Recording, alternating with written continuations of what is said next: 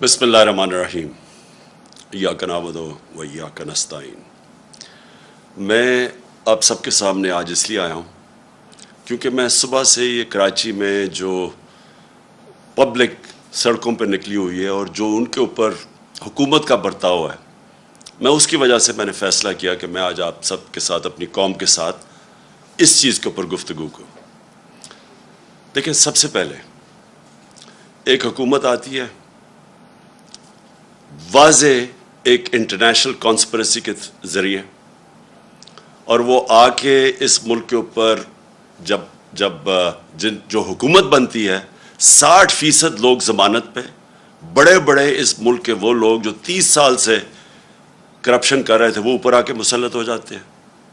اور وہ مسلط کیسے ہوتے ہیں کہ لوگوں کے ضمیر خریدے جاتے ہیں، بھیڑ بکریوں کی طرح سیاستدانوں کو خریدا جاتا ہے، وہ وہاں اوپر قائم ہو جاتے ہیں۔ اور اس کے بعد بجائے یہ کہ لوگوں کے حالات بہتر کریں، یا جو انہوں نے کہا کہ مہنگائی بہت زیادہ ہے تو انہوں نے مہنگائی کے اوپر کوئی پلان لے کے آنا تھا، اور یا انہوں نے معیشت ٹھیک کرنی تھی، کیونکہ یہ بڑے تجربہ کار سمجھے جاتے تھے، کیونکہ 2 خاندان 30 سال سے اس ملک کے اوپر حکومت کر رہے ہیں۔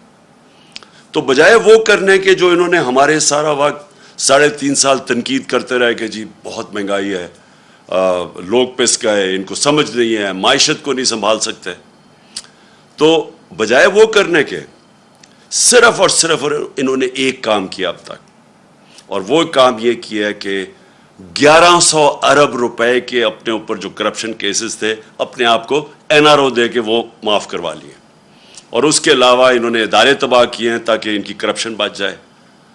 FIA کو تباہ، نیب تباہ، سارے جو سول سروس، پولیس کا استعمال لوگوں کو دبانے کے لیے۔ تو صرف اور صرف ان کی ایک کوشش تھی، اور وہ پلاننگ میں بڑی دیر سے لوگوں کو کہہ رہا تھا کہ ان کا صرف مقصد ہمارے خلاف جو ساری اکٹھی بھی ہوئی پارٹیز، جو لانگ مارچز بھی کی، پیچھے صرف ایک چیز تھی کہ کسی طرح یہ حکومت جائے اور یہ آ کے اپنے آپ کو NRO دے دیں۔ اب کیا لوگوں کا غصہ کیا ہے کہ آپ نے لوگوں کو تیار کیا کہ جی بہت زیادہ مہنگائی ہے، لوگوں کی مشکل حالات ہیں، یہاں جناب لوگ تباہ ہو گئے، اور ہر روز ان کی سٹیٹمنٹس، مہنگائی مارچ۔ اب لوگ کیوں سڑکوں پہ نکل رہے ہیں؟ سب سے پہلے کہ لوگ یہ پوچھنا چاہتے ہیں کہ کون سی قیامت آ گئی جب سے ہماری حکومت گئی، اور جب سے یہ 2 مہینے، 2.25 مہینے میں جب سے یہ آئے ہیں، کیا ہوا چینج کہ قیمتیں بھی اسمانوں پہ چلی گئی، معیشت بھی نیچے، روپیہ بھی نیچے گر گیا، سٹاک مارکیٹ بھی نیچے گر گئی۔ اب جو انڈسٹریل گروتھ ہے، جس کی وجہ سے روزگار لوگوں کو مل رہا تھا، جو ہم نے 55 لاکھ نوکریاں دی تھیں، اس کی وجہ کنسٹرکشن سیکٹر تھا، اس کو ہم نے اٹھایا۔ اس کی وجہ تھی انڈسٹری، لارج سکیل مینوفیکچرنگ، جس میں گروتھ ہوئی، ریکارڈ گروتھ ہوئی۔ اس کی وجہ ایکسپورٹس، ٹیکسٹائل سیکٹر اور سروسز سیکٹر، انفارمیشن ٹیکنالوجی کے اوپر 2 سالوں میں 75% گروتھ میں، ایکسپورٹس میں اضافہ ہوا۔ تو وہ کیا چیز ہوئی کہ ایک ملک ایک IMF بھی کہہ رہا تھا کہ سسٹینیبل گروتھ پہ نکلا ہوا تھا، زراعت میں ریکارڈ گروتھ ہو رہی تھی، یعنی فصلوں کے اندر ریکارڈ گروتھ ہو رہی تھی، کیونکہ ہم نے پورا ایک پلان بنایا ہوا تھا، ہم نے اپنی زراعت کو اٹھانے کے لیے کسان کی کیسے مدد کرنی تھی، ان کے کتنے طریقے تھے کہ ہم نے کیسے خرچ کرنا تھا پیسہ زراعت پہ۔ دیر کے بعد زراعت اوپر جا رہی تھی۔ وہ کون سی قیامت آ گئی کہ 2 مہینے میں سارا کچھ ہی نیچے چلا گیا، آسمان پہ مہنگائی پہنچ گئی، اور جو معیشت ہے وہ نیچے آ گئی۔ آج بے روزگاری بڑھتی جا رہی ہے۔ تو سوال یہ ہے کہ قوم اگر آپ کو یہ باہر نکل رہی ہے آج اور مظاہرے کر رہی ہے، تو آپ کو بجائے یہ ڈنڈا کا استعمال کرنے کا، اور یہ جو آپ ان کے اوپر تشدد کر رہے ہیں، ایک ڈیموکریٹک حکومت لوگوں کو بتاتی ہے، اپنے مسئلے بتاتی ہے، اور لوگوں کے دکھ اور درد سنتی ہے۔ لوگ تکلیف میں ہیں۔ کدھر گئی بجلی؟ کدھر تھی ہمارے دور میں 3.5 سال میں؟ کیوں نہیں ایسی لوڈ شیڈنگ تھی؟ تو کیا ہوا کہ ایک دم لوڈ شیڈنگ بھی شروع ہو گئی ہے، اور لوڈ شیڈنگ بھی شہروں کے اندر اور کراچی میں جس گرمی کے اندر لوڈ شیڈنگ ہے، وہ کیا آپ کی کوئی تیاری نہیں تھی؟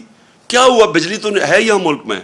اب یہ بجلی گھر کے اوپر جو انہی نے، یہ نون لیگ نے کانٹریکٹ کیے ہوئے تھے، جو بجلی گھر بنائے ہیں، جو نہ 4 بڑے، 5 بلکہ ان کے دور میں بنے. اب وہاں بجلی بھی نہیں بن رہی، پیسے بھی ہم دے رہے ہیں، جس کو کیپیسٹی پیمنٹس کہتے ہیں. ہم یہ قوم اپنے ٹیکس کے پیسے سے ان کو کیپیسٹی میں پیمنٹس کے پیسے دے رہی ہے، لیکن وہ بجلی نہیں بنا رہے کیونکہ انہوں نے امپورٹڈ فیول کے اوپر بنائے تھے، ایل این جی کے اوپر اور کوئلے کے اوپر. ساہیوال جیسی جگہ پہ انہوں نے کوئلے کے اوپر ایک جو پلانٹ بنایا ہے پاور جنریشن کا. آپ سوچیں کہ وہاں سارے کراچی سے سارا کوئلہ ادھر ٹریول کر کے آتا ہے ساہیوال. یعنی جس نے بھی یہ بنایا ہے اسی کو جیل میں ڈالنا چاہیے کہ کیا سوچ کے بنایا تھا. ماحولیات کے اوپر علیحدہ اس کا جو اثر ہے، اور دوسرا اتنی دور باہر سے امپورٹ کر کے کول لے کے، اور اس کی قیمت کتنی ہے، کس قیمت پہ وہ بجلی بنا رہا ہے. تو آج ان کے پاس نہ کوئلے کے لیے پیسے ہیں، نہ ایل این جی کے لیے پیسے ہیں.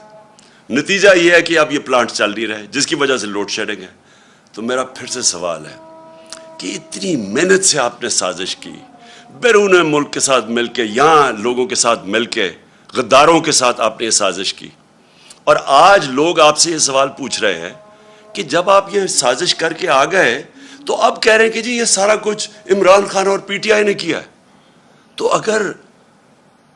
اگر ہم نے یہ کیا تو ہمیں رہنے دینا چاہیے تھا. آج ہم ذمہ داری لیتے ہیں اس چیز کی. ہم بھی آئی ایم ایف کے پروگرام میں تھے، 3.5 سال ہم آئی ایم ایف کے پروگرام میں تھے. کیا ہمیں نہیں وہ آئی ایم ایف کہہ رہی تھی کہ یہ قیمت بڑھاؤ، یا تیل کی قیمت اتنی کرو، یا بجلی کی قیمت اتنی کرو، یا ڈیزل کی؟ تو ہم تو پریشر بھی لے رہے تھے. اور اس دور، یہ ذرا میں اپنی قوم کو کہنا، جس وقت پریشر تھا قیمتوں کا، اور یاد رکھے آئی ایم ایف کا بھی پروگرام تھا، کرونا بھی ہوا جو ساری دنیا میں تباہی مچائی کرونا نے. اور اس دور میں جو انٹرنیشنل جو کموڈٹی سپر سائیکل، یعنی جو انرجی کی قیمتیں اوپر جائیں ساری دنیا میں، وہ بھی اوپر گئیں. اس کے باوجود ہم نے سب سے سستا ملک تھا پاکستان. آج اگر آپ قیمتیں دیکھیں، جس قیمت پہ ہم ڈیزل بیچ رہے تھے، پٹرول بیچ رہے تھے، بجلی حالانکہ کانٹریکٹ انہوں نے سائن کیا، پھر بھی ہم نے قیمتیں روکی ہوئی تھی. ہم نے سبسڈائز کیا ہوا تھا. ہم نے پیٹ کاٹ کے